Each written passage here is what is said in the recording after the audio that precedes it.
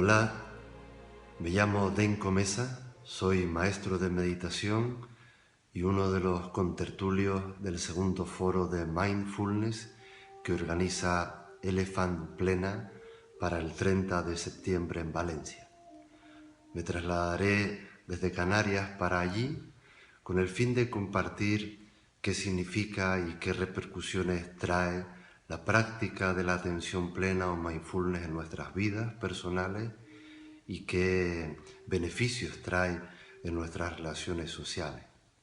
Concretamente, mi ponencia lleva por título Mindfulness, el despertar de la presencia, y que resumo de la siguiente forma.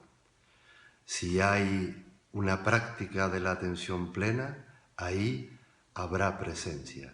Si no hay una práctica de la atención plena en nuestras vidas, ahí habrá ausencia. Es una cuestión de elección personal, pero merece la pena vivir en un estado de presencia. Sin más, invitarte a estar con nosotros el 30 de septiembre en Valencia y compartir y vivenciar este hermoso legado que todos tenemos al alcance de nuestras manos y de nuestro corazón. Allí te espero.